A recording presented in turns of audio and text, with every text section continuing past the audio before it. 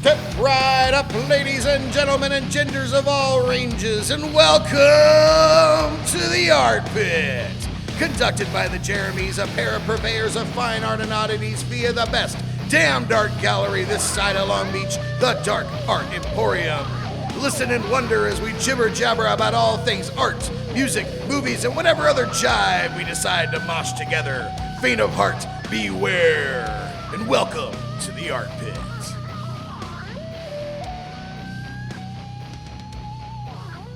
So welcome to ARTPIT, the Dark Art Emporium podcast that happens whenever the fuck we feel like it. Apparently. We were doing really good for a while there, and then we were doing monthlies, and then COVID, and we had some group shows. It's kind of hard to have everybody on a podcast when you have group shows, so the podcast just didn't make a lot of sense for a little while. But with Buddy having his solo in December, like fuck, we had to have you and chit chat with you on ARTPIT, man. That was a no brainer. It was. I love talking to you anyway, so. but cornering you on a little drunken podcast, like absolutely heaven. Perfect. Yeah, I'm excited. Thanks for having me. And I'm glad almost all the stuff got there. Yeah, we know where the other stuff is, so that's the good news. Okay. So we're missing a couple packages, but they are en route. They are trackable, but everything else that says it is delivered is here, which is good. We all got a little nervous. I can't tell you, though, of all the packages you sent, the fact that you sent a package of just hardware warms the cockles of me old gallerist heart. Well, I didn't know, and not to talk about shipping so much. So, all right, let's talk about shipping a lot. So, USPS was getting fucked with in a real hard way. Like, right when I was thinking of sending this shit, and I was losing it. I didn't know what to do, so I had the people from Arch Enemy, like they were taking my photographs. I talked to them about it, and they kind of ship all the time. So they were like, we'll deal with it. We know which lanes work and all that. And with the hardware, I was like, all right, I'm that asshole that doesn't put the wire on the back of his paintings. Yeah. But we're doing a solo show, so like we're putting multiple paintings together. That when you have a heavy wire for a heavy painting, that becomes a puncture wound. Oh no, totally. Yeah, waiting to happen. Yeah. Yeah. I mean, although I gotta say that the intensely galvanized wire that you sent, like it's no wonder that you were worried about that. Like I could hang fucking Jesus on the cross with that shit. I heard you guys have earthquakes over there. So. like as your whole town slides off into the fucking ocean, my paintings will still be standing. No, there's no doubt at all. Like your shit will be fine. All right. So just to clarify who we all are here, we have Buddy Nestor, who has his solo show coming up in December here at the Dark Art Emporium. I am Jeremy Cross from the Dark Art Emporium, and then of course we have Jeremy Schott here, the owner of the Dark Art Emporium. Hello, hello. He's been a little quiet so far, but I figured we'd point the finger at him for a second. Give me a couple more gens. Right. Yeah, he's got the G&Ts, and I'm sipping bourbon on the rocks, and it looks like Buddy has everything. I have a Jameson with a Yards Brawler as a backer. Nice. So you've been working on this show. What's the title of your show, man? Devil's Doorbell. Do you want to expound on that, or you want people to Google it? It works in like a lot of ways, and I like that part of it. People can Google the shit out of it, and that's great. But the Devil's Doorbell on its own, if you have no idea, that fucking rules. It still sounds awesome. Yeah. So, but if you Google it, it's my favorite Entombed album. You're right. Is that a real album? No, it's not. It should be. All right. Yeah. So I got it from one of those like Christian like fake masturbation sites. Like if you ring the Devil's Doorbell he's gonna come, you know, for like a women's clitoris. So, and that's the raddest thing ever, because he's gonna come if you ring that fucking bell too much. Like, if you hear that as a kid, though, like, how do you not try? Like, it's supposed to deter you, but you're like literally, I could just push my little like flesh button, and like the devil's gonna show up. Well, did you guys? I'm at least curious. Did you guys grow up Catholic? No. Christian. So very scary so Christians, I did. though. So, yeah, I grew up Catholic, which like I don't know if they focus more on like they definitely focus more on kid sex, but like they focus like on masturbation to the point where like you'll go fucking blind if you masturbate. Which is horrible to tell a child. Right. Like you grew up thinking that like every blind person that you meet was just a masturbaholic. Yeah. That dude he couldn't just chill out for a couple days, dude. He went over the edge. Yeah.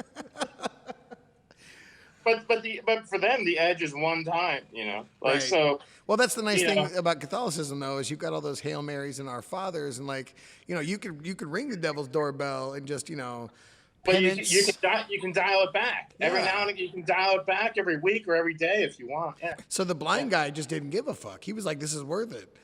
Right. I'm going there. You fucking liars. Right. So at what point did you decide? Were you like midstream on working on this show, or was that something that like you launched the show with that title in mind? No. It's like I've been wanting to be in a band my whole life. Right. I have 7 billion band names, and I suck at guitar. So like I'm just writing, like brainstorming band names. And somehow Devil's Doorbell, you know, came out of that, like mix and matching, like probably 300 word exchanges or whatever.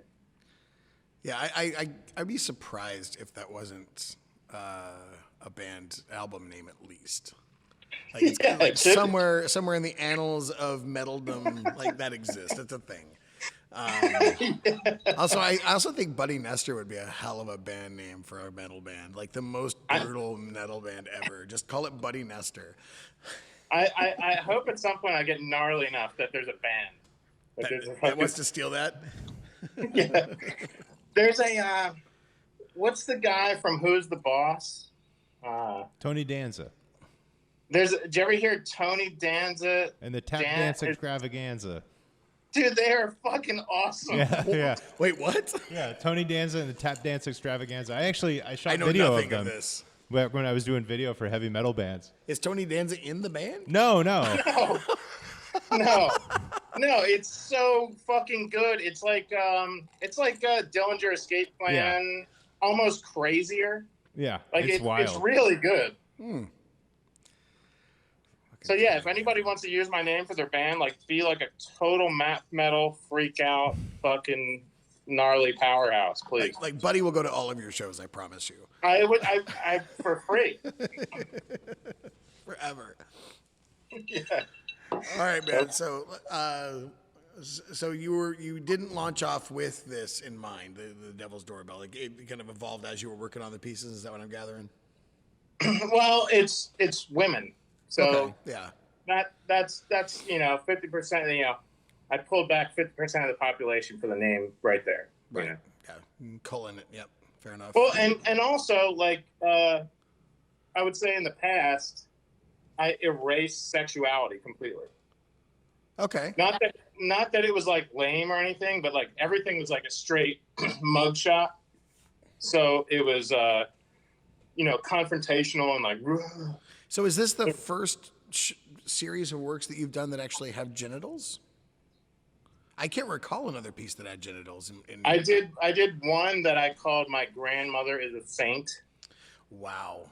That might be a painting of someone I live with that was bummed out that their genitals were in it.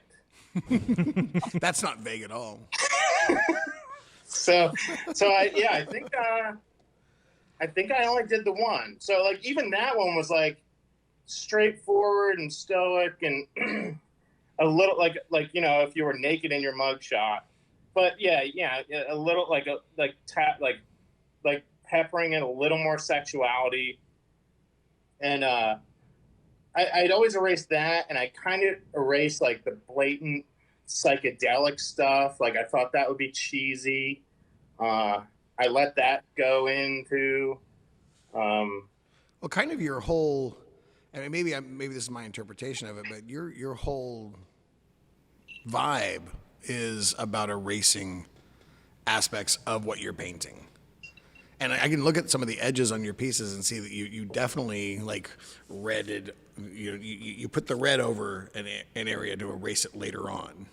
Oh yeah, but that's more of like a Mondrian balancing thing. Like sometimes they just look crazy, like where I put one or put a bunch of them or whatever. So yeah, there's a lot of overpaint. Like the final product, like what you see, isn't. I don't like sketch or anything and like figure shit out beforehand. I figured all out while I'm painting.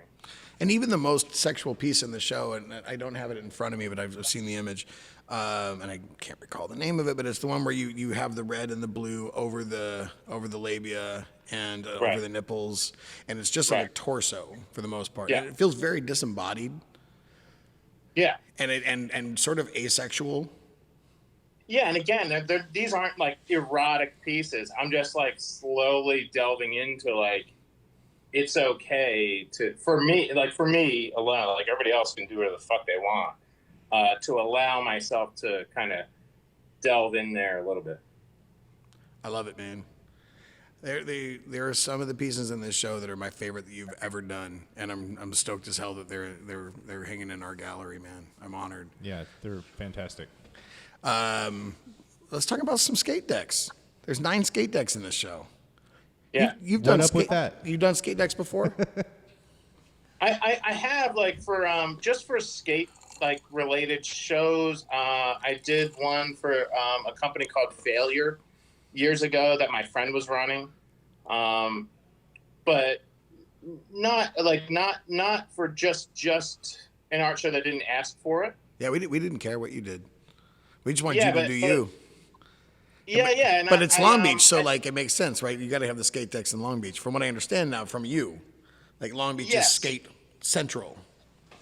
It is. You guys like when you guys like move around, you see a guy skateboard past you.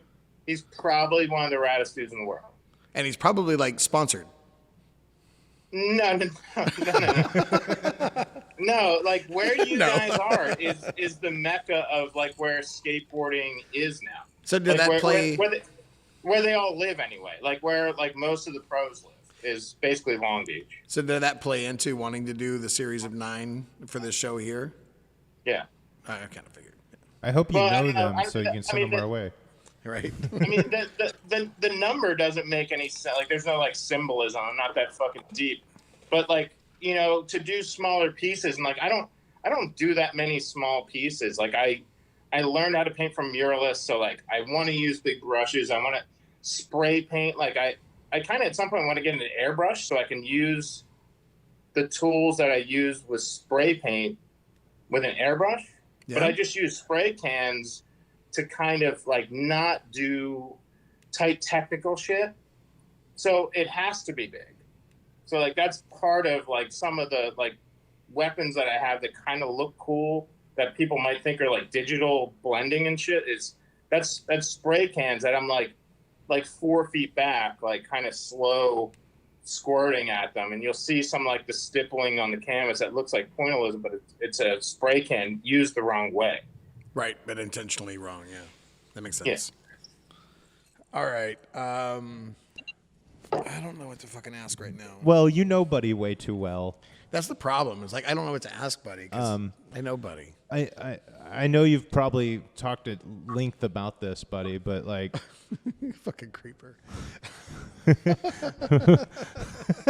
just cut my hair. Yeah, I just cut my hair all by myself. It looks good. By the way, I was hoping for the mustache update here. Dude, it's gone. I had the whole rig. Like through COVID, I let the bushel go in all directions, and then I fucking just whack it. And you caught me at the whack it day where I just fucking you whacked it today. Yeah, he also cut his hair.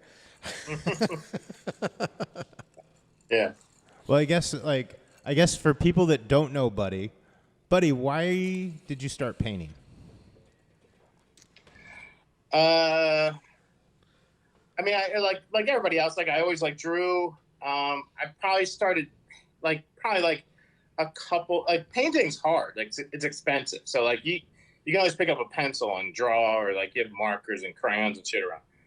I want to say I picked up painting and I'm gonna say I did like 2 paintings with like shitty acrylics or something at like 19 and 20. I was doing charcoals that were pretty intense charcoal, like skill wise, I think, for a kid when I was like in my late teens. But again, like when you don't have money to buy like, I don't know, a couple $100 worth of like fucking, I use the cheapest brushes now, but like you can buy brushes that are $30 fucking one. Yeah. And the people that buy them are insane. Yeah. But so it's intimidating. So I painted a couple paintings, and then I went into the military when I was 22. So I say I did like 3-4 paintings. And when I was in the military, I had a son. So like I wasn't partying. I was staying home. I worked and just went home, and I decided I'll try and make this thing work. What branch were you in, man? I was in the Navy. You were a Navy man. That's awesome. Yeah, 22 is kind of a late journey into that, right? Like normally people like 18, 19.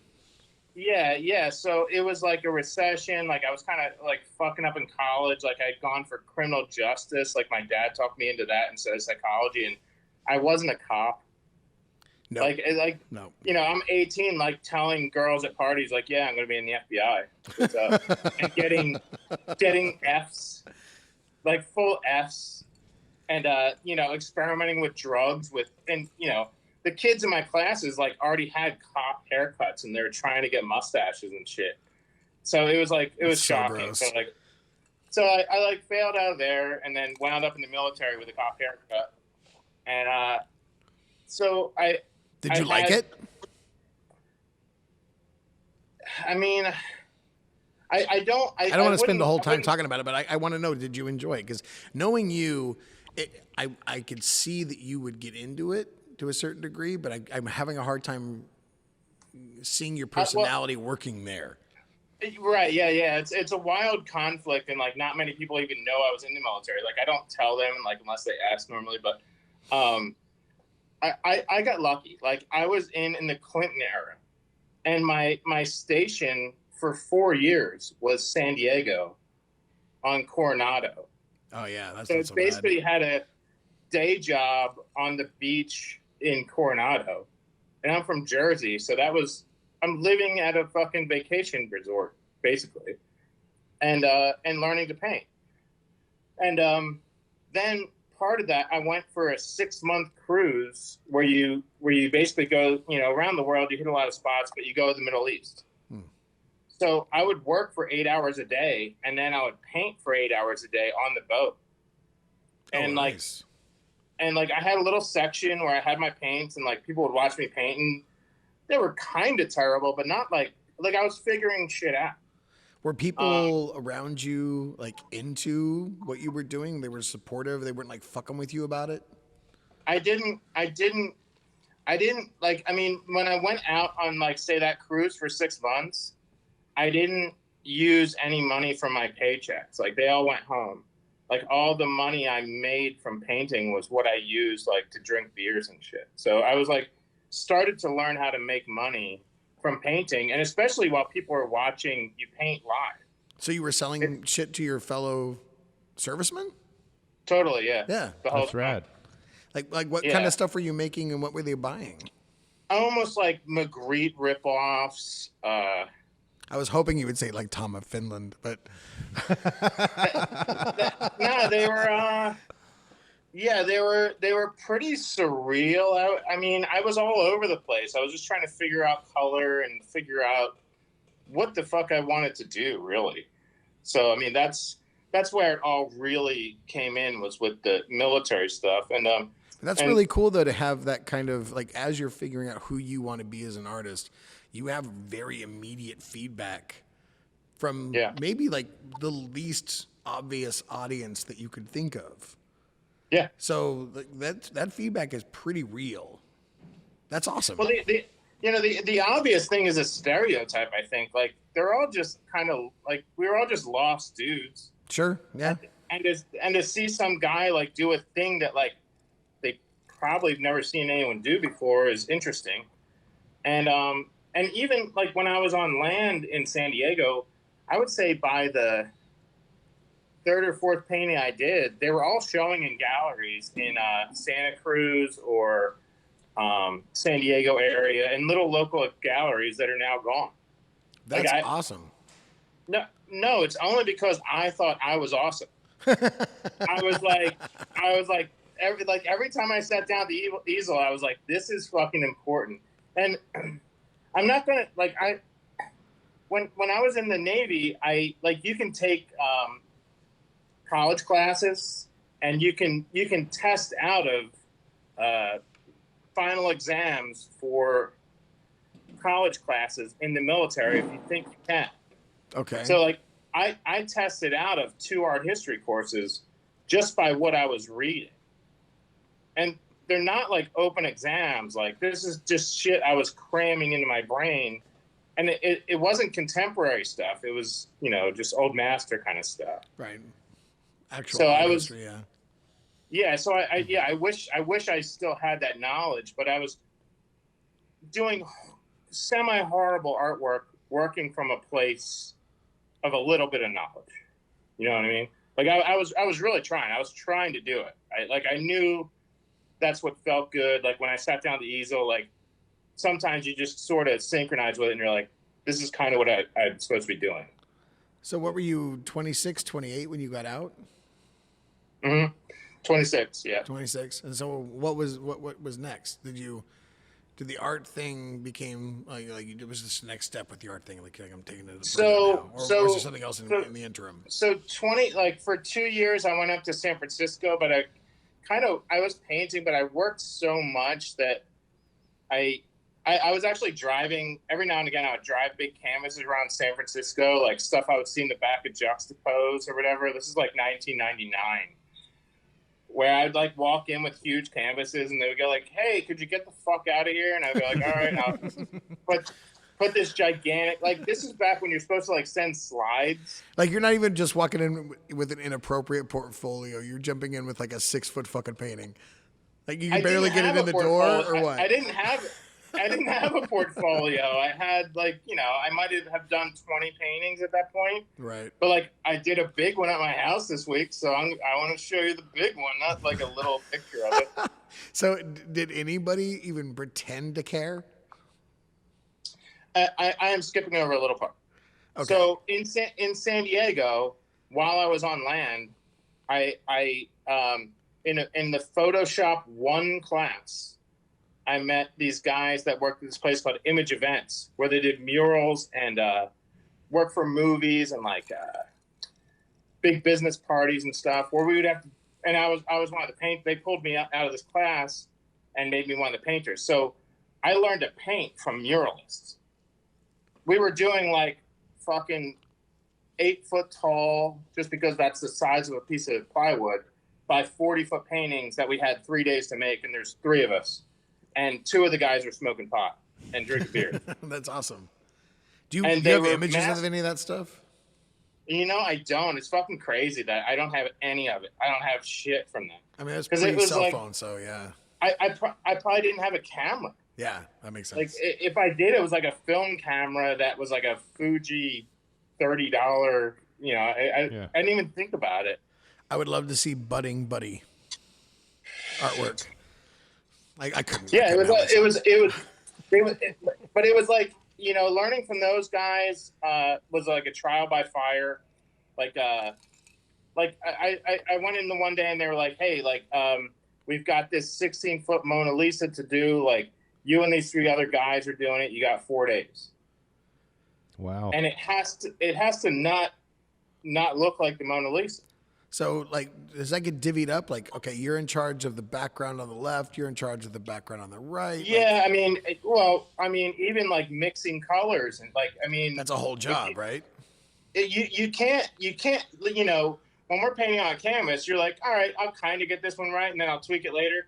You got to get it right. Like, there's no like back, you're not underpainting and shit. Like, you got to get all that stuff right. So it was definitely like learning through a blowtorch or something how to paint, and you're using huge we use, what a cup gun is, like they use for houses. Yeah. So I used one to paint my van. Right. Yeah. So like that was our airbrush. So even now, like the paintings I do, they're limited by the size of my studio, which I don't know, might be 7 feet tall. I'd rather do big ones. Like I could do a big one just as fast as I could do like a 6-inch by 6-inch thing. Well, I got to say, in a world without COVID, I would have loved to have had you in here doing a mural for this show. Yeah, that would have been awesome. Like it's some kind of installation, because we have massive walls here, and like just to watch you play and see what you would have done with it would have been rad. So maybe next time.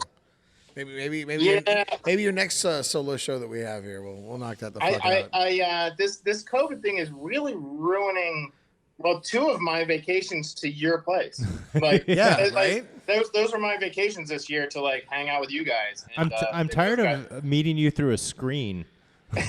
Yeah. And like I haven't had my buddy fix this year, so.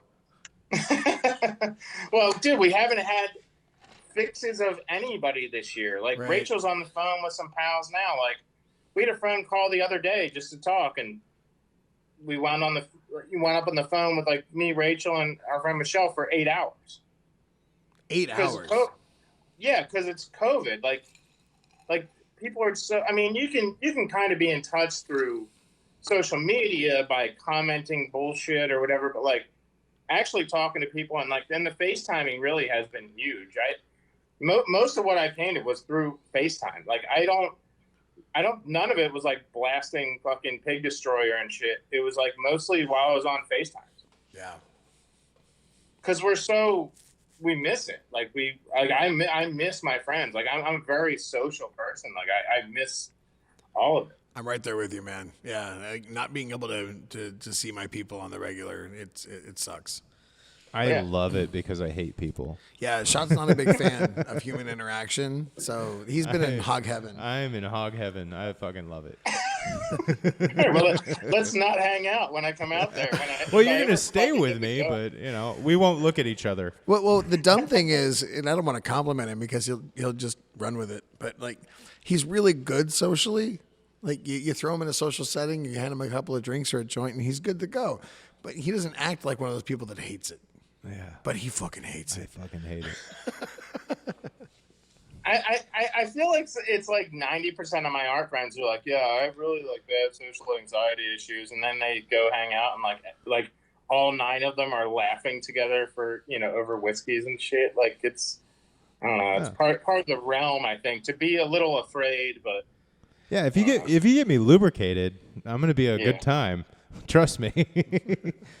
But I don't seek it. But I'm looking forward to meeting you, buddy. I feel like we are going to bro down about Pig Destroyer, and I feel like if we're that allowed new record's awesome. If we're allowed to have Psycho, it is good. It's really fucking good. If we're allowed to have Psycho in Las Vegas next year, you'll have to come and meet me and Buddy there. Yeah. I just saw they were selling tickets for it. I don't know if it's going to happen. They say it's going to happen. So. Well, Rachel and I won't pass out if you guys come out. Lies. Me and Jeremy dragged Rachel to the room and then went back out for Black Angels, and I wanted to see Black Angels so bad. And you were so tired. I stood there and my kneecaps turned into jelly, and I just went into Indian style, sitting on the ground. I was like, I can't. Sorry, Jeremy. My body's telling me something's totally wrong. It's all right. I ended up making some friends with some people who had some mushrooms. It was all right. We had a good time. But that's the Buddy I know. Like I know Buddy through metal and art. Like that's where we bro down. For sure, that's where our lines cross, and also getting drunk. Yeah, that happens too. Well, the first art show I ever like I said, like from the beginning of me painting, I always found a way to bludgeon my artwork into some gallery. But the first time I was ever like showing with my peers was Jeremy's spot that he was curating at Forgotten Saints, and that was with like Melrose, yeah. Yeah. So, and this is, I don't know, is it 2008 or 2009? I think I started the metal art show was 2008. Were you in the first one, the metal art show? And maybe you guys had something that was sick. Maybe it was that one. I can't remember the name of it. The first one we did was the metal art show. But like clown from Slipknot was in it. And that was a couple art shows in. Yeah. That was a couple in.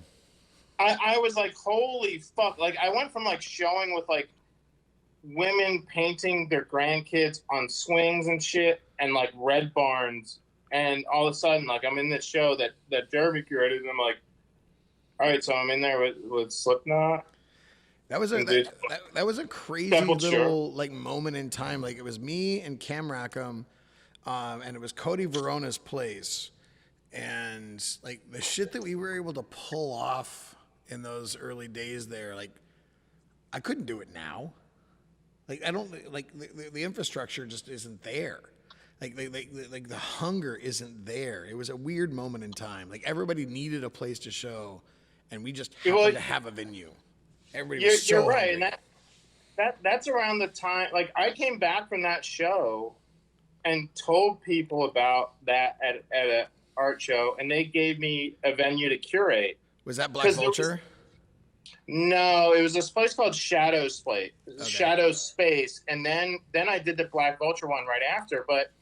There was all these like the like Facebook, like MySpace had like just done its time and kind of got some artists out there, I guess. But I mean, to me, MySpace, I was just like posting images of like Asian women just puking noodles on my friends' like pages and stuff. I didn't really use it the way you use an art page. Sure. Oh, that sounds like the perfect way to use it now, actually. So then, like, then Facebook came up, and like all of a sudden, like, aside from like the contemporary art books or like websites you were going to, you're seeing all this insane like dark shit that like these people hadn't shown anywhere, like nowhere. I mean, Jeremy may have shown them, like some of them, right? But some of like I'm gonna say I probably stole 20 people from your shows. The first one I had from Black Vulture was 75 artists. Yeah. And that's stupid. Like it was stupid, but like they all needed a venue, and it was crazy. Like that Black Vulture show was awesome. Yeah, it was fun. Speaking in tongues, right? Yeah. Yeah. Speaking in tongues, and like a shitload of us West Coast cats came out. Oh, so many people traveled for it, and it was in a tattoo shop, like so that was. We just wanted to go to Philly and party in fucking, what was it, Fishtown? Yeah, it was fun. Which nobody should want to party in. Like once I went there, I found that out. No, it's like the hippest place in town. I think every row home is like $2 million now. It's like the that was not what it looked like when I went there the first time. No, I never went there before that, really. Like, unless you were going to fight someone, you didn't go. Like now it's like... I remember showing up for that show. I got an overnight plane, so I got out of the airport at like 5:30 a.m. And I had my piece with me, and I was like, I got to go towards Fishtown. I know that. So I like figured out a train, and I made my way there, and I got there at like 6 a.m., 6:15 a.m., and there were bars open. And that was when I was like, oh yeah, this is the shittiest part of town completely possible. And I was cool because I could bro down inside of a shitty bar at 6 a.m. and hang out with the alcoholics. Right. And I did that until like 11 a.m. when like somebody finally, like I think it was probably you who finally came and was like, yeah, we can go do stuff other than this. I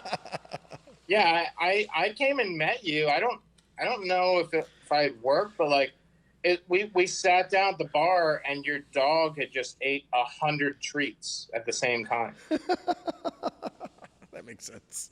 Remember, like you almost had to fly home.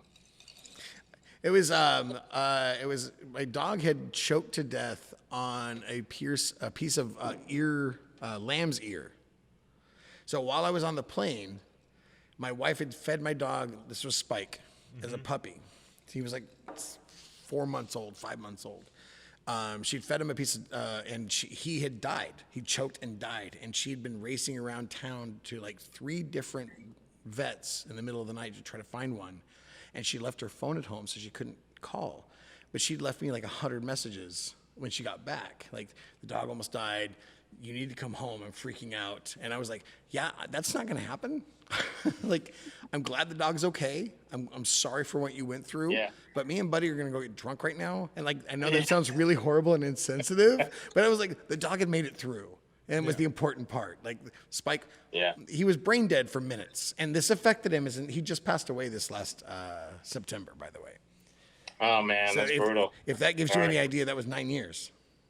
Yeah. It was a long time ago. So, but yeah, he was dumb. Yeah, he ended up really dumb because he was brain dead for like minutes. Because of that, I didn't know that. Yeah. Oh wow. That's so brutal. I mean, now that we've bummed everybody the fuck out about my almost dead dog story.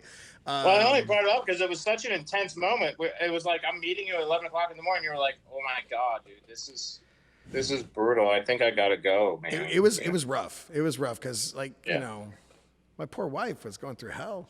But yeah, but that show was amazing. Like, and what was the band that played at that one? Decap Attack played. Decap Attack. That's right. Yeah, it's my cousin Pat's band. You met him in Psycho too. Yeah. They were awesome, by the way. The whole Black Vulture crew, like, it was fun. It was a great weekend. Yeah, it was intense. So I ripped Jeremy off as far as curating stuff. Yeah. Only because there was a huge need for it. You know what I mean? Like there really wasn't like dark art has turned. It's different now. Oh, for sure. As opposed definitely. to like 10 years ago. Yeah. Yeah, like there weren't really venues for people to show that were like fucking like so talented that it was almost gross that like galleries weren't picking them up. You know, we really only had Last Rites. Well, even Last Rites was probably 2008. Well, that's about the same time. Yeah. Yeah. So like they started because they saw it, you know. So it was really early with all this stuff. It was a neat time. Like it was a spastic, exciting time. Agreed. For all this stuff. So basically, what you guys are telling me is I started this place way too fucking late. No, man. This place is carrying the torch that I've been keeping in my pocket for a long time. Let's hope so. Like, that's the way I look at it.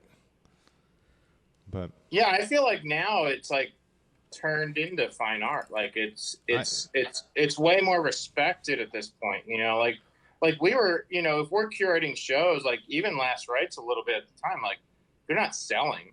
Right. They're just barely like giving birth to these people that no one knows who the fuck they are. And they were monsters. Like these are fucking monstrous people that were so good.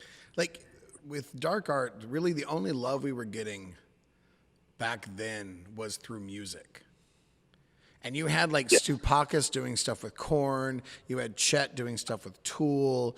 I'm sure that there are a myriad of other examples, but like those are the ones that immediately come to mind. Like those with Avenged Sevenfold. Avenged Sevenfold. Yeah, Paul Romano did the Mastodon stuff. Like Jeremy and the Baroness stuff. There's like a lot of it. Definitely, the guys that have really stayed in it like spurned from a lot of the illustration from the metal, the you know 90s or mid 2000s early metal bands that were kind of doing. They weren't just doing. Not to say that like Skulls and Zombies like they don't rule, but they were kind of fucking with that. They were turning it into something more fine art than say Pusshead, but I wish I owned a fucking Pusshead. Don't we all? Yeah. Like, so they were kind of turning it into, something from people that really look at it from a fine art perspective for these album covers. But like you bring up Pusshead, and like that's a perfect example. Like that, he was doing Metallica shit like left and right in the late '90s, right? Early 2000s. In the '80s, wasn't he? I mean, was he doing it in the '80s? Was he doing that far back? I didn't know he was doing back. like T-shirts in the '80s, but like he didn't know they were going to be fucking amazing, and that's how But I mean that correlation between metal and dark art, like I feel like it doesn't happen without that. Like that's like there's always been dark art in comics. There's always been dark art in metal, and eventually the people that grew up obsessing about those things had money to spend on the original artwork, and that's how the genre shifts. And then you end up with people that are into it for its own sake as opposed to its correlation to a metal band or a comic book, and that's when it becomes fine art, right? I feel like that's just now happening, really. Yeah. Like, I mean, like the last 5-6 years. Yeah, I mean, you look at like Frazetta, for example. Like, I mean, he's a thing now. I mean, I felt like Frazetta's been a thing. I mean, for he's a long always been time, a thing, but, but like, I mean, that's where he like. But he the hasn't Molly been Hatchet going- cover was the thing. But know? his work is now selling for $500 to $1 million. Yeah. That and people now are like you look at like just what Mike Mignola's comic book pages sell for these days, or like what was it? The Frankenstein, Bernie Wrightson, like original Bernie Wrightson pages are going for like several $100,000 now. Like it's madness. So it gives me hope. I was on the I'm gonna say I was on the Wildwood, New Jersey boardwalk, and I was probably 5. And they have all those iron-on kind of shops like back in the old days where you could just pick them out for probably $3. And I picked up the Molly Hatchet Frazetta. Yeah. Hell yeah. And I've actually just listened to Molly Hatchet more recently. I had no idea what the fuck they were, and I kind of didn't till now. It's kind of a bummer when you listen to them after like. No way, dude. I kind of like Molly Hatchet. Yeah, Molly Hatchet's rad. I'm not a fan. I gotta say. I think it's great. Better album covers than music. Dude, all these like bikers and shit. Like I'd be walking around my yellow with the iron-on Molly Hatchet Frazetta thing. All these biker dudes be like, "Yeah, little dude," and I'd be like, "Fuck yeah, whatever, man. I don't know what you're talking about." See, I felt so deceived by those, and like also like the Emerson, Lake and Palmer with the Giger cover. Like yeah, I want this to be the most hardcore badass thing I've ever heard, and it sucks. But right. that's just my opinion. Yeah, LP, they have their place. This all sounds so terrible. It's all basically fish at some point. I think. I mean, well, and this is the guy talking shit, but he's the one that toured around with Grateful Dead selling fucking acid. So, but I was selling drugs. Yeah, but to you make still like money? the music. I do still like the Grateful Dead. Yeah, but I only went to Grateful Dead shows to make sure people had fun. I'll say that. I went to Grateful Dead shows to make sure that everybody, including me, had fun. Yeah, it's hard to count the money and the little things when you're having too much fun. But when you're a 16-year-old with a fucking mohawk and you're a punk rock kid, like somebody's like, "Hey, you can make money selling acid to hippies." What part of you says no to that? Yeah, but what about the girls? Really, that wasn't a thing there. No. I know. What it sounds are you weird. talking about? It was not a thing there because the girls were not Yes, my it vibe, was. dude. Nope. It totally was. They wore those shirts. They wore those shirts that was like a burlap sack in the front with the little stripe across it. Their whole backs out, and they didn't wear bras. It was amazing. They were furry and unkept, and there's nothing wrong with that. Come on, I was punk 16, rocker. and I was not into it, man. I would do their heroin and their acid, but I didn't want to fuck them.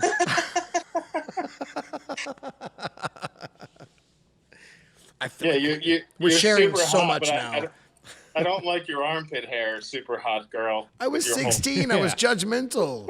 If you'd have caught me like 10 years later, much less judgmental. Yeah, I agree. Yeah, I agree. But at 16, like you have weird standards. Yeah. Yeah. Like, I agree. and also a weird lack of standards. Like there's a whole nother bottom of that spectrum that we don't even want to talk about. I feel like every boy knows exactly what I mean by that. I agree. Yeah. Every cis, yeah. So, Buddy, what's up with your style? Where's that come from, man? What's up with that? Like it's like if you're not familiar with Buddy's style, it's I've never seen anything like it. So where does it come from? Why you use so much red, fool? You know it's weird. As I kept painting and I did wind up like duct taping an art degree together at some point. It was reducing stuff that didn't work, and winding up around this grisaille style, which is like black and white underpaintings, and then glazing on top. So what I wound up reducing, like the things that didn't work in paintings, was the primary colors. Okay. and black and white. And a lot of that was because Georgia O'Keeffe tried to do the All-American painting, which was like a skull with like red and white and blue, because the authors she was hanging out with were doing the All-American novel. And with those colors, you wind up with like blue, red, and yellow. And the only thing I reduced from the yellow was a mustard yellow, turning it into sand. And I didn't realize I was using primers. And the primers you can't mix. So I wound up with this black and white with primers. So then, not to be too boring about it, trying to turn that into something that works, and doing these black and whites with these glazes. I was doing painting based on stress. Like I wanted to do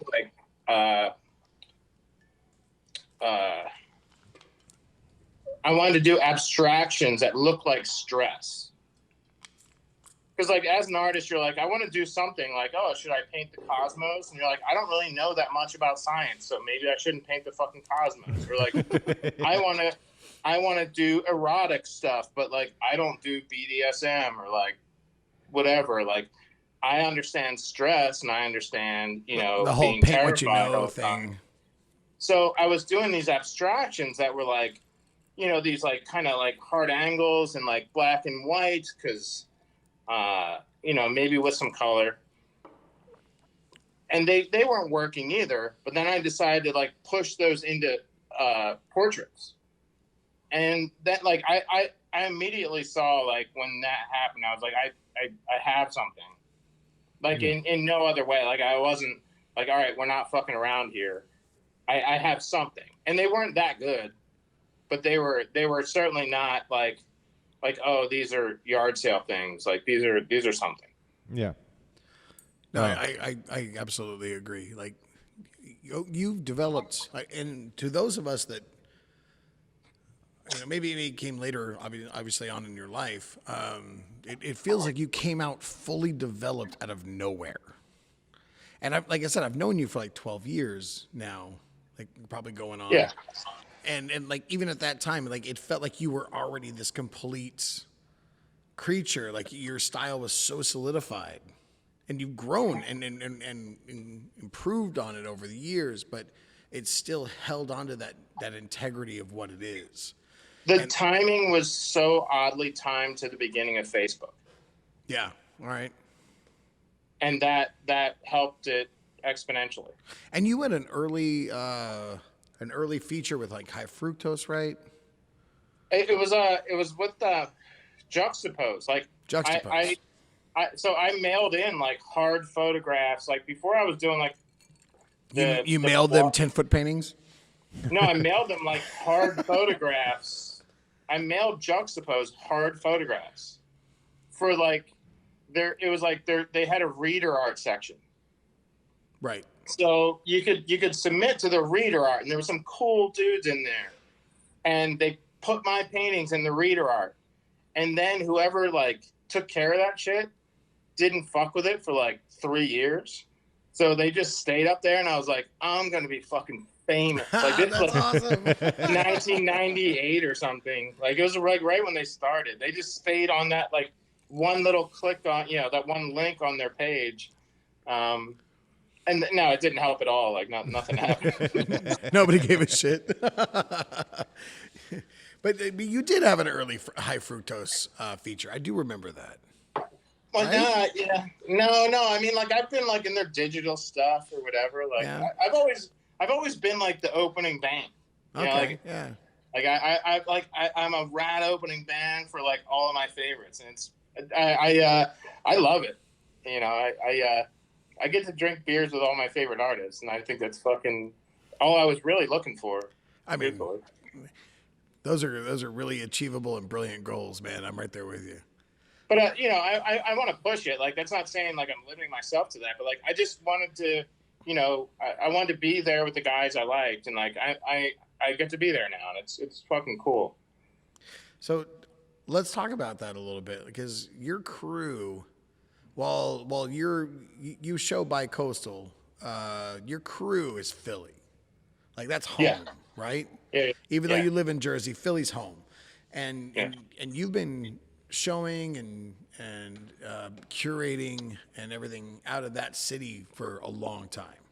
Right. So tell me about the Philly love and why that, like you lived in Jersey, so why Philly? Like why not New York? Why how did that happen? I mean, I've certainly showed New York a bunch, but really, early on, like I'm going to say 2011, I got picked up by this gallery called Cabanot. That was a really cool gallery. They put me in some great stuff. And again, like, so I start to show like 2008, 2009, and maybe I got picked up by Cabanot in 2010. This is all, it's Facebook, but it's also the beginning of a horrific recession. And I get picked up by Cabanot in the Netherlands, like represented at their gallery with like Saturno Buto, who's a fucking freak. In the Netherlands? Yeah, so they were representing me, but they lagged us by about 2 years. So like, are you talking about like social media lagged us or what? No. The economy. Okay. So the economy here tanked. And it kind of like Greece took down the European economy in like 2010-ish. Like they lagged our breakdown. Right. So like when I got represented by them, like I won, like I'm going to be fucking huge. And I'm going to pick out pools and Ferraris and shit. And Greece completely tanked their economy. So like as soon as I started to show with them, my paintings were like 5 times more than they were before. Wow. And they were selling right away. And then that fucking tanked. Oh, wow. Like right away. So like that's brutal. And really still, like I would say most of my collectors are Europe. I would say 60% of them, 70 are Europeans, mostly Germans. I'm not sure why they love my stuff. Germans have good taste in art. That's why they have great taste. Yeah, they seriously, and that's just not pandering. Like literally, they do. Yeah. Well, they want it gnarlier. Like my stuff is almost like pussy, but like kind of cool to them. I mean, we're talking like post 43, but yeah. Yes, correct.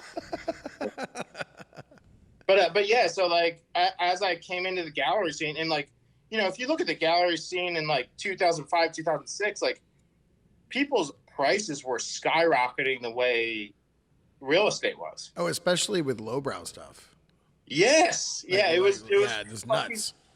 It was fucking crazy. So like I was getting if you were Shag or Kozik in that time, man, you were golden. You were writing your own fucking paychecks. Yeah. So yeah, I came in like at the right time and like the wrong time. Yeah.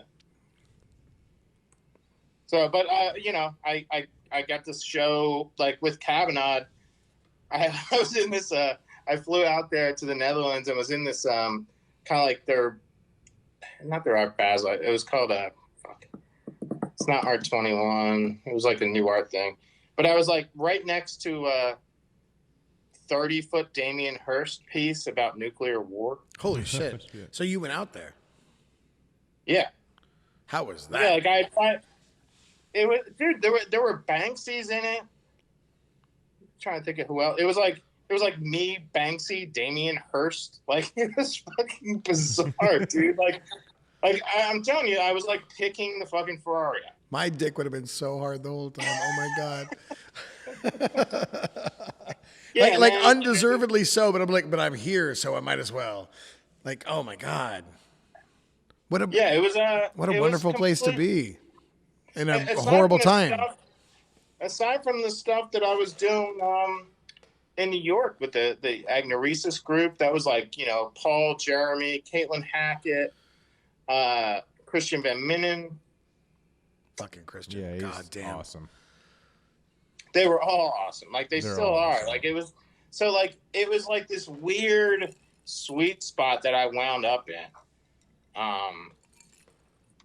And again, like some people make it out of that and some don't. Like life stuff happens and Sure. I don't know. Now you're stuck with us. No, I'm not saying that. It's like a wild ride. Like art is a fucking war, dude. Like you really you got to keep battling. Like, and it's also very trendy. It's like you know, the first two good albums from a band.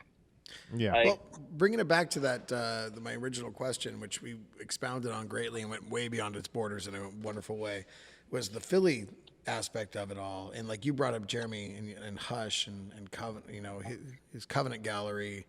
yeah. Like that's one thing I got to say about Philly people. Like, even though I have a loose connection to Philly as an artist and friend, it seems like the people there do shit. They get up and do shit. I think that's true. But the weirdest part Convent, is by the way, not Covenant. the That up. Convent. Yeah. Convent I Gallery. think the weird part is, and you know, correct me if I'm wrong, and I say this for sure with the New Yorkers because they're only an hour and a half north of me. There's a competition, like, you know, like you might be taking somebody's spot in some gallery or whatever. Right. We're all giving the goods to each other every fucking month at this one bar, Tattooed Moms. Like we're you know, dealing out. Is that what you're doing drunk? Yeah, and that really started as Friday Night Art Dorks, and then that kind of fell apart and turned into Drunk. But it was kind of a spin-off of Chet's thing, and now it's kind of a spin-off of Casey's thing. Right. Casey Weldon's thing and Chet's art. Seattle, yeah. Yeah, so that camaraderie is important. And like, hey, let's not fuck each other over. Let's all win at the same time. No, I don't know. The all ships rise with the tide thing. Like the people that I tend to gravitate towards, like you, and the people that you're talking about, like that's the vibe, man. It's like Right, we yeah. all rise together. Like this whole thing, and Chet's a great example of that. Like he's such Right, a yeah, good yeah. champion for that shit. Like we all rise together or fail together, and, Right. and there's no rank and file with this. It's just as a collective, as a crew. And that's one of the things I love about what we do and the people that we do it with. You know, here at Dark Art Emporium specifically, but like expounded, you know, with crews on the coast and artists that we haven't even shown yet, is that there's a vibe here that we're all trying for the same shit. We're all trying to elevate the same vibe. Right, and It's you know, beautiful. No, it is, and I you know, like I'm saying, like I stole the curating thing from you a bit when I say like I stole some artists or whatever. Right. I also stole from some other people that told me to have like topless girls like hand out fucking hot dogs at shows or whatever. We all steal where we need to, man. Oh, we totally steal. And you know, like having bands play there and all that, but it's to push the artwork, and it's like, you know, if somebody's going to sell, they deserve to sell. That's fine. Sure. Let's all be friends and let's fuck this thing. Like let's get in the museum. Let's all get in the museum. Like in 30 years, like right before I die, I want to see us all in the museum. I don't give a shit about anything else. I don't want to fuck anyone over. I want us all to get it. Well, that was what was really cool about that traveling Guillermo del Toro show, is that half the artists in that show were our friends. Like it was Chris Sapp and Chet Zar, and Magnola and like all these people that absolutely. Like so many of our friends and contemporaries, as well as our idols. Yeah. In the same show, in a fucking national touring show in art galleries. Yeah. That moment really told me that we were on the right track, that we were doing something great. And we need collectors like that, like Guillermo, to really spotlight that passion. But obviously he's not alone, because that shit was selling out for months on end wherever it was. Right? Yeah. Yeah, and we tested the Whisper thing, but I really want to get Guillermo to buy some of my shit earlier on. I really wanted him to buy it. I really did. I don't know him, but if you do, send him know, my way. I know people who know him. I don't know know how to make that him, work. I don't know how to get him here. And he would love the fuck out of this place, but I don't know how to get him here. Yeah, so, Guillermo, if you're listening... Well, I mean, we can come over. I have a van, and we'll drive you over here. I have a van. Well, see, I was thinking more along the lines of like, I have a van and a pillowcase and some duct tape, and we just find him. He'll be here. Like he might never leave. You pull that pillowcase off, and he goes, "Oh, I like this place." Like, yeah, we told you. Like, I know that you're upset about how you ended up here, but let's just look around for a second. Let's check it out. You'll like it. No, there are a couple guys that these really big collectors that really make this world go round. Yes. Like they keep the artist making work, and I love all my collectors, and like I really like, especially for these guys that are really expensive and all that. Like, it's awesome to see the interest, and some of their collections they're so cool. Like I'm wildly jealous. Well, see, sure. I would love to see a focus on collectors, more so. I love two magazines right now. I love High Fructose and I love Beautiful Bizarre. And I would love to see either one of them really do a collector's focus. And I feel like they've dabbled a little bit, but like you get people like Guillermo or Sheldon Donig, or even Chris Velasco, like some of these guys that are setting the tone for what sells around the country, and you interview them, and you really create awareness around the artists that they're passionate about. Yeah, and that's how we grow this. Yeah, because it looks. I mean, it's interesting to see all that shit in the same place. Like, it creates a vibe, and the people that buy it are pretty interesting people. Totally. So see them on video or in magazine. Well, I mean, speaking of collectors, and you being the Philly connection, because he's also a collector, and you are a collector, but we really should have just opened this place out there. So many of our people. I sell so much art to the East Coast. I ship things to Philly, New York, Jersey, like all the time. It's like every show I sell at least 50% to the East Coast. And a lot of that's Jersey, right? Like it's like Jersey and Canada. Jersey and Philly. Yeah. Yeah, Jersey, Philly. It's a different vibe. It's like people out there just seem to like really appreciate this. Like not to say that our people don't, but our West Coast people don't. But like out there, like people are really into this, and I love it, and I totally welcome it, and I want them all to fly out here and come see us, because I want to meet these people that I'm selling artwork to. So what we're saying is that, Buddy, how do we start Dark Art Emporium East? Yeah, well, Buddy, find a spot. Find a spot. We'll make it happen. If that's true, I would dig it. I'm down. But there's a different. But there's always FedEx. But there's a different vibe on each coast. Like, I would say like New York is more like straight up goth, like I don't know, direct goth, and like the West Coast is like, it's like dark but a little more like candy, like beautiful, weird. It's not as straight up gothic. I don't know. It's different. Like, it's like, here's some more piercing darkness there. Are you talking about the people that go to the shows or the work in them? The work in them. The work that's accepted at most galleries.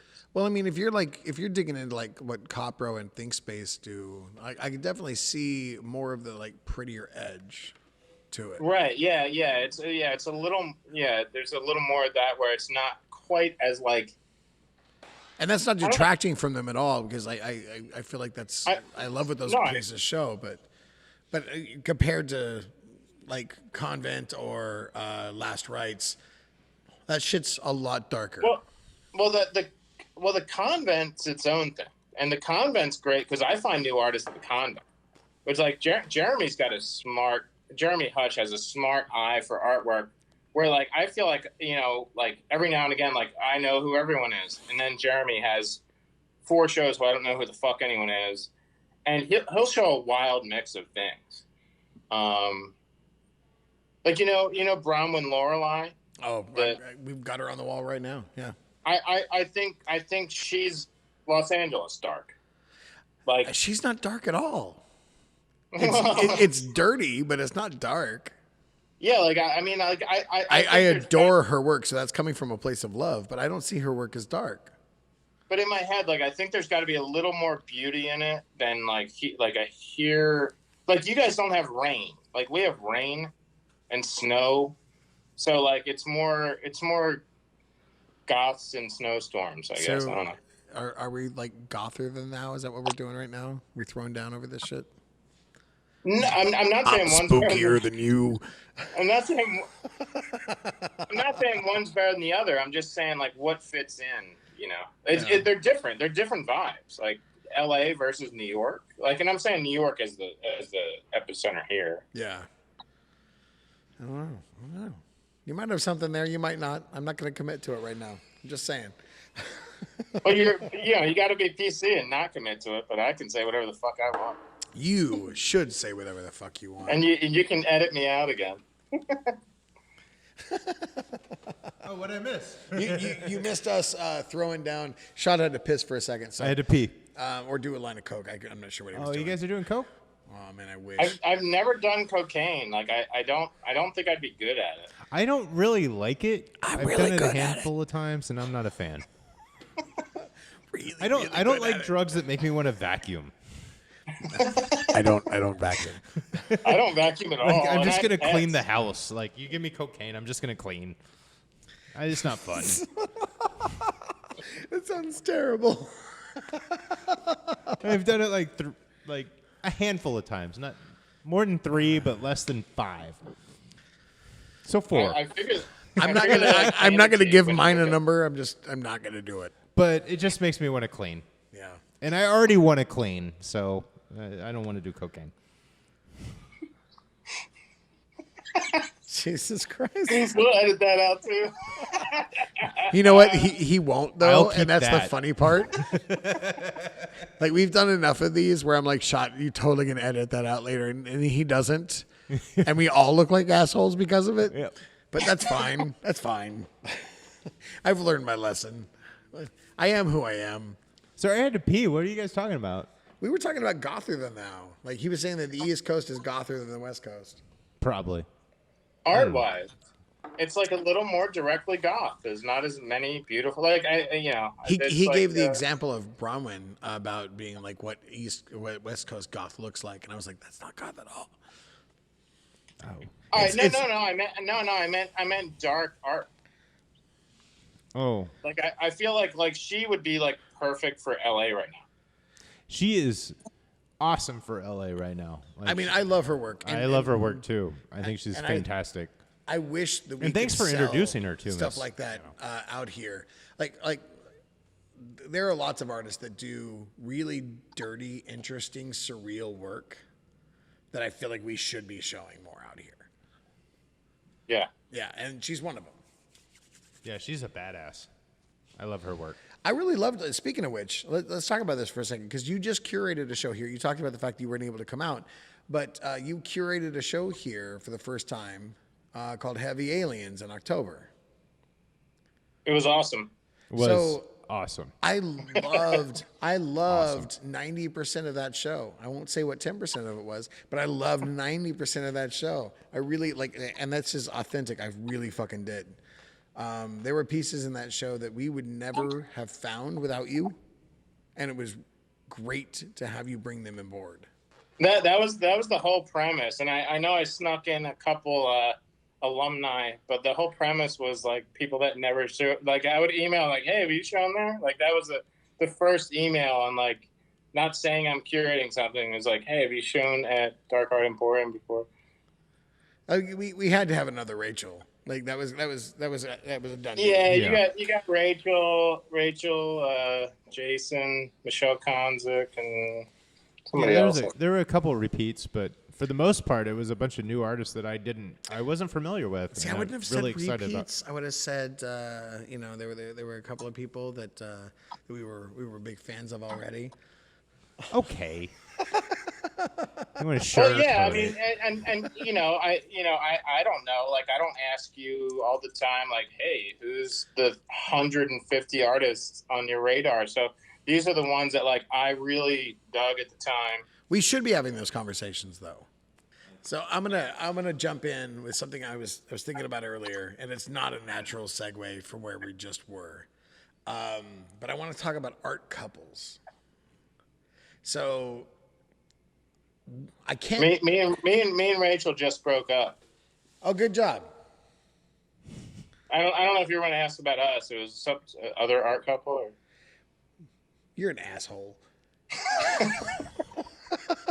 So speaking of, I mean, makes sense. I hardly know you, but I'd break up with you. I mean, I don't understand why Buddy's with Rachel. She can't stay awake to party. That's the sleepiest person I've ever known. So speaking of art couples, like how does that dynamic work, man? Like especially, I know that you guys were quarantined away from each other for a good portion of this. Yeah, for like 10 weeks. But once that reconciled, like you guys were back under the same roof. Like, yes. How does that work? Like you both have your creative flows, and I can't imagine that they're always synced up and great. I feel like it's helpful for us to both be artists.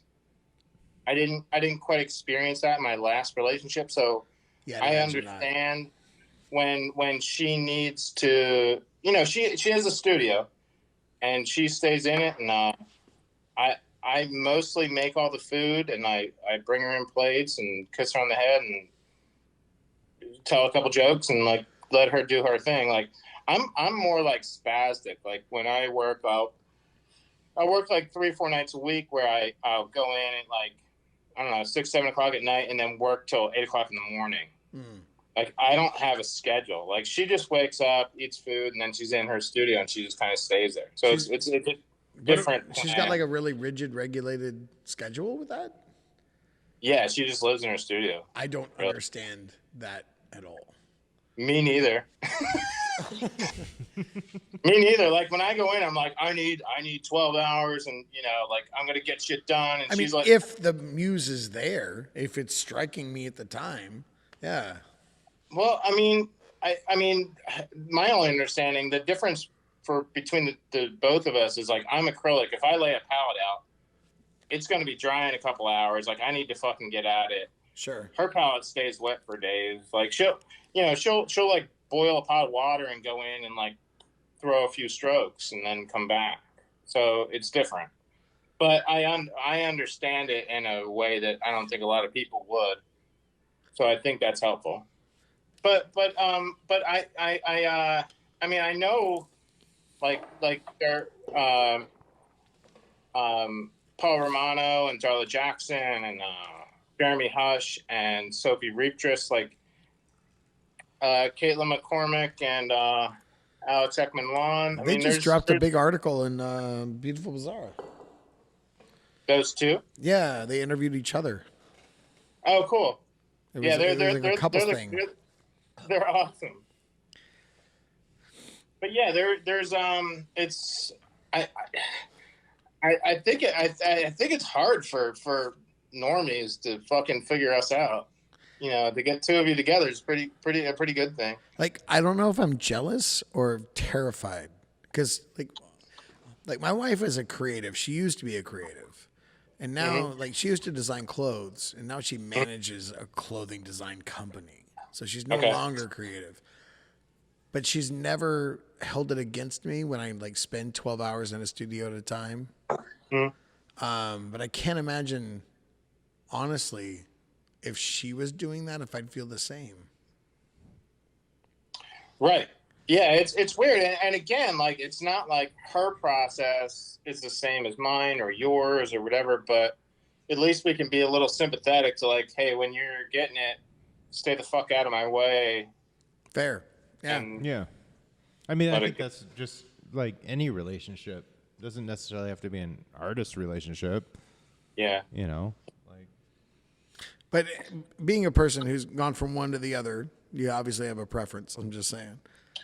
I do, and there's a weird thing. Like, what if you're both artists, and like, and all the artists I just mentioned, they're kind of fans of what the other one does. I'm trying to think if I'm leaving anybody out. Nathan Reddit and Bronwyn Lorelei, those two.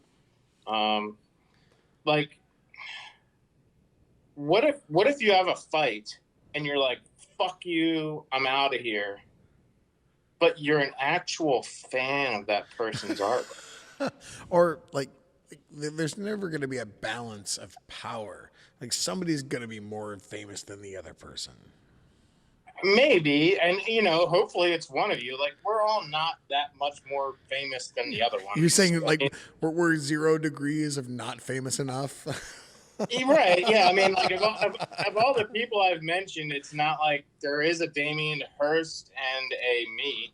Sure. Yep. All right. If I made out with Damien Hirst, like, so I would totally make out with Damien Hirst.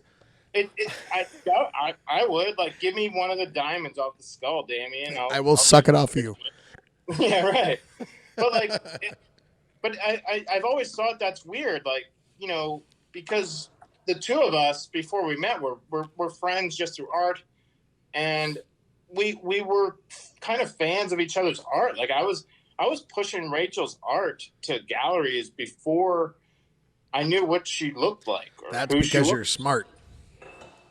It looked interesting. Like, I thought she was going to be the next, like, Stu Hawkins. I feel like you're not wrong. I think her work is fantastic. Like, I really feel like you're not wrong. Yeah. I'm tired of people buying the shit that I want to buy. No, seriously, like, the last 3 pieces we've had of hers in here, like, he's like, if that doesn't sell, I'm buying it, and then it sells. Yeah, I can't get high on my own supply, so. Yeah, that's the problem. Like, you get it half priced. I know, and I get it before anybody gets it. But I got fucking bills to pay, so I can't just take them all. And we gotta wait. We gotta wait. I and, wait and make sure nobody wants it, and then I take it. Like all these skateboards that I'm gonna buy. I can't wait to hit up all of the skate companies here in Long Beach and show them your boards. And like we have a couple of bars here that are skate centric, and they're going to get images and links as well. So let's talk about skate culture. Since I'm already on that vein, you got deep ties. You still skate, yeah? No, my knees are way too fucked up. Like I still snowboard. But you have Prodigy that does. What's that? Talk about your boy. Oh, he's good at. I mean, he's really good at skateboarding. Blake. Yeah. My son Blake is he can hang with anybody, kind of. Is he sponsored now? Is he pro? He's like been no. He's just trying to work in general, and he's stoked to be where he is because he gets to like skate with awesome people. It's like he moved down the street from us because Long Beach, and he's a skater, right? Well, he is, but he's also 23. Is that old or young? Oh, dude, that's like way too old. Whoa, that's bizarre. That's crazy. Yeah, like you can kind of tell, like if the midichlorians are in there when they're like 12. Fucking Star Wars and shit. Like he is like crazy good balance and all that, but I didn't hit him enough. Like if I hit him more, You mean like with a fist? yeah, like in the face, and yelled at him more, and like was kind of gnarlier. Maybe I should have been gnarlier. You should have been Tiger Woods' dad. You're right, exactly. Yeah, like Tiger Woods, like if he had a different dad, like he would have been nobody. He might have got to the tour-ish, maybe. So aside from Spawn, like you obviously have a tie to skate culture. Yeah, so I grew up skating in the 80s, and like I skated through like in 1993, like where I was really skateboarding. I also kind of found out now that I broke my back in a car accident when I was 19. Ooh. From a new X-ray. But skateboarding died in 1993. Like I was skating alone. What do you mean it died? And like if you look at the history of skateboarding, it like literally died. Like it became like a hula hoop or something. Like I went to college in 1992, 93, and there was no one at the college that skateboarded. Wow. Like it just got erased, and like I would skate the campus at night by myself because there was no. I figured I'm going to college; it'd be fun. Like there's going to be at least a couple dudes that are awesome. Like we're in our prime of skateboarding, and I was by myself, and like I slaughtered myself on this stair set. I don't know what the fuck I was trying, but I was just like laying there, like I rolled out and I was like torn up and like fucked up. Like, why am I doing this alone anymore? And I was kind of over it. And then I did end up breaking my back in two places where my spine meets my pelvis. Jesus. And so then like, you know, I and that was a car accident. So when my son was 10, so that's 13 years ago, we built a half pipe, and like our whole front driveway was every kind of ramp and rail. So I skated the half pipe and stuff. But like I wasn't like trying to go pro anymore. I cannot imagine trying to skate a half pipe now. Like I skated as a kid, but like if you put me on the edge of a half pipe, I would just hand you over my will and testament. No, I was super bummed. I quit skating the half pipe when I'd skated for years, and I was getting really good at darts. So like I was like playing really heavy competitive darts. Like that's not correlated at all. That's a whole nother ball sack. Yeah, but there's wild characters. Like I like art for like the wild characters. And I like skateboarding for the wild characters. Darts is a great place to find weird people. Mm-hmm. Were you playing with any Brits or? Me and my friend wound up beating the number 1 and number 3 U.S. ranked players at one point. Damn, we got to play darts with him too. Oh shit. Because we actually play darts. Yeah, I'm a pretty good dart player, but No, Jeremy I've played never dart. professionally played. No, Jeremy played darts, drunk. man. I think he beat me. I Didn't he beat me? I did beat you with darts. Yeah, so At that shitty place in Vegas. Yeah. no, you beat me in Philly. Did I beat you in Philly? Yeah, I think so. I don't know. Cross plays Yeah. darts like I play darts. Like I'm Drunk as fuck. Yeah, like there is the bell curve of beers, you know? Oh, Like, no. There's that sweet spot. There's Yeah. There's a little fine line. But yeah, so my point was like with skating, like I quit totally skating the half pipe when I was on 2 dart teams, like twice a week for different teams and playing very competitively. And I fell on the ramp where I kind of threw my board and it spun and I landed on it with both feet on the transition. Instead of running down, I wound up both feet on and I kind of backflipped around and slapped both of my palms straight down on the flat. And I thought I broke both my hands. Wow. Both of my hands. And I also, aside from dart playing, I've got to do everything else. I thought I broke both my motherfucking hands, I had dude. to piss and jerk off and drink stuff and I was like, all right, I'm done. No more fucking skateboarding. I'm done. But That's fair. But I probably watch more like relevant skateboard culture and videos and stuff than my son does now. Like I'm like the football dad a little bit, like because he grew up like skating contests and all, and I just enjoy it. Like watching amazing skateboarding. I'll send you a link to a video that came out today that is fuck the fuck up. Like these guys are out of their goddamn minds. I love it so much. I love skate culture, man. What they're doing with it now is so irrational. Well, they don't give Like, a fuck. Like the abandon is off the charts. Again, like you got to have like Crazy Worm. Like you got to have a look. Like it's like a mixture of like talent, balance, practice, and Crazy Worm. You know, and I don't think Blake doesn't have the Crazy Worm. But he can definitely have fun for sure. But also, I feel like alike with art, you definitely still have to have the Crazy Worm. You got to stay a kid. Like, there's no part of this that's like, dude, I'm doing this because it's the smart thing to do. I'm doing this because it's fun and weird, and I feel good about myself doing it, which is the same thing with the skate culture. Like you said, Crazy Worm. Nobody's doing this because they're smart. Let's be honest. Yeah. Real?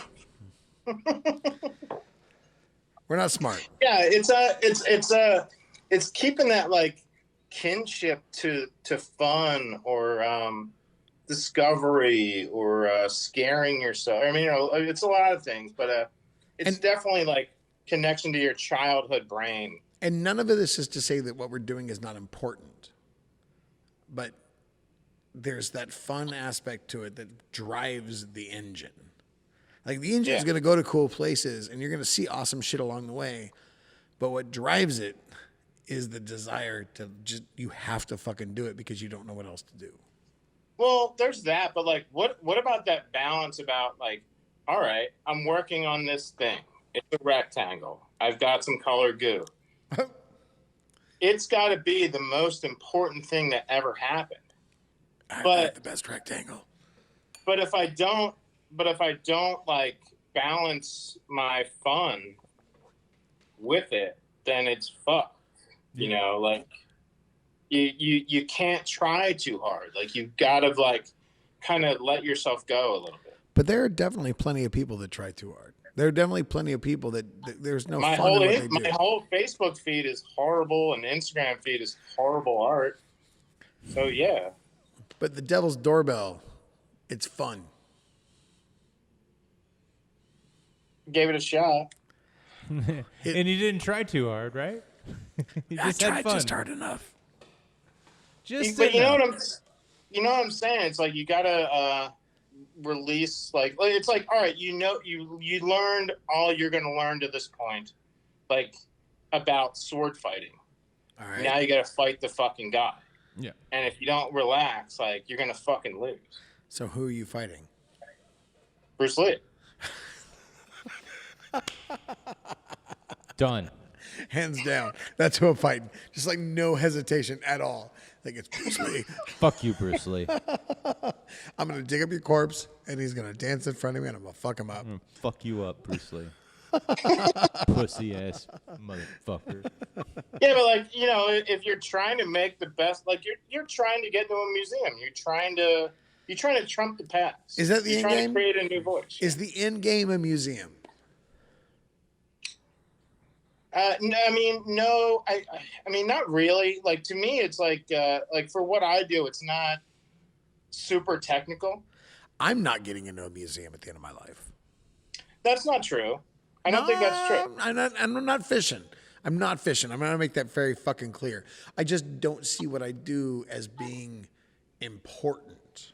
You, on the other hand, I can see people perceiving what you do as important. And that's not Oh, me. dude. No, I What a dick. No. I want to win, but I want to That's win. not me in, like, trying to the be weirdest awful. way. No, I do. I want to win. But I would like, most importantly, for like 10,000 people to pick up a paintbrush. Dude, I hear that. Yeah. Like just be I think inspired to that's work. better. Yeah. Yeah. I'm with you there. Because like the stuff that I gave you guys is, I mean, as far as painting goes, like technically, is the lamest shit I've ever done. Oh, that's awesome. Thank you so much. Oh, great. That was really nice of you. Now I have to store this for X amount of days. You can all right, delete that part. No, but it's but it's coming from a very informed art background. So it's like the smartest painting I've done that like I could hopefully tell someone to do with their left hand. I mean, I mean, it doesn't really translate that way, but like I want it to be like punk rock. I want it to be simplistic, but I want it to be like fucking powerful. I want it to fuck people up. And I don't want them to go like, oh my God, I can't do that. That foot or, you know, that tit has 10,000 strokes in it that I'm never going to do. Like, I think I could fucking do that if I tried. And they can't because I'm awesome. But like, and you bring up an interesting point. Like if you're listening to this and you're unfamiliar with Buddy's work, like there is a simplicity of nature to his work that is deceiving. Because if you had to do the layers and the sanding that he does, you'd be drunk. But it's good. Yeah, buddy, I love your work, man. Thank you. This show is awesome. Wait, did you guys open everything? Did you actually see all the people? Yeah, no, it's sitting right in front of me. that's cool. I can grab I'm staring at it right now. Grab it. I've actually seen it. It's- I've seen it. It's here. Like while I'm talking to you, like it's right in front of my fucking Like we're face. missing 2 packages still, but we're sitting here staring at it while we talk to you. And I got to tell you, man, seeing all the boards together, I love them. No, the Immensely. skateboards are awesome. Like when you were sending images, like I was into it, but they don't have the impact as a total. I got to say that. Like people need to see this shit in person. Yeah, hopefully. You know, there's a lot of little, like the color. I mean, it's almost like Jackson Pollock, like color field stuff. So you don't catch like the little tiny stuff that's in there in the layers that, like, you know, like you said, like with the sanding and the spray paint and like the little drawing stuff that kind of falls apart under those layers. I think there's some fun stuff there, like when people really get to get up close. I love the fact that you sand in between layers and strip yourself away in your artwork.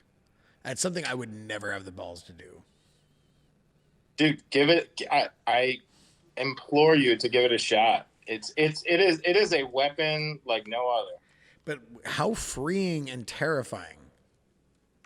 Well, Like the first time you decided to sand a painting, like was it scary or were you excited about what was going to happen? Trying to think of why I did it. I think it's something I like when I when I was painting in those paint shops in San Diego, we did all kinds of shit. We would paint with brooms on the ground, like in a parking lot, on like 40-foot things. So I'm sure I probably used like a jitterbug sander on stuff. So it wasn't, like to sand like on a fucking, 30 by 40 painting. The difference between like a good painter and a bad painter is like they're afraid to fuck something up they did before. Like I know I can recreate something or make it better. The risks. So if something's not working, I can erase it and make it better. So I'm going to put you on the spot here because we're reeling in on wrap up. Okay.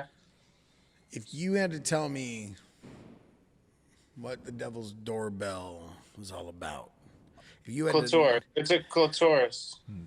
It's I like how on the spot you are. Straight up. All right, This show's about a clit. Fuck it. It's a clitoris. Done. That's all you need to know. Yeah, don't ring the Devil's Doorbell or he'll show up. Yeah. So are you trying to push people to ring the Devil's Doorbell or warn them away from it? Everybody wants to ring the bell, dude. What are you talking Everybody about? does. Yeah. Like I'm trying to give you a chance to expound, and you're just not taking it. Expound on what? The artwork because of the name? I mean, the name is. I mean, it's a bunch of women. They like their bells rung. I'm sure. Who doesn't? Yeah, That was in unison. The Jeremy's attack on that one. Thanks, dudes. Is there anything about this show that we haven't covered that you really feel like you need to get off your chest? Man, I don't think so. I feel like we went into leaps and bounds the wrongest ways. Oh yeah. Oh, we jumped all over the fucking place. This thing's gonna be like 20 minutes when I'm done editing it. So yeah, the one thing I think I tried to do was just play a little harder than I was playing before, and like the one where it's just like almost all red, like just falling down the fucking canvas. Like I wouldn't have done that 10 years ago. That's a hard move. Like I had painted a lot of stuff in there that like I maybe wanted to keep. Like Yeah, that's bold. That whole, yeah, that whole kill your children thing. I killed them. I don't remember exactly when it was, but you had a flood during the production of this show.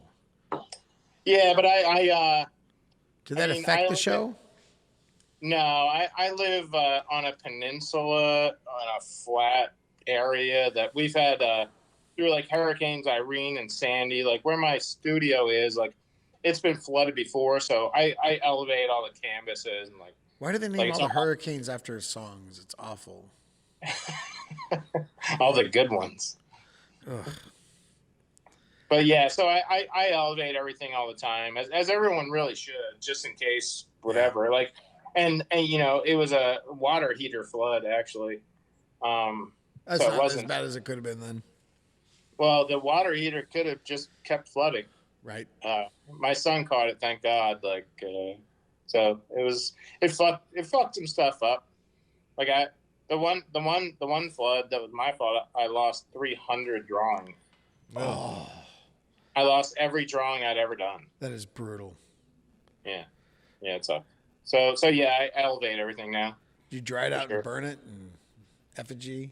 Oh.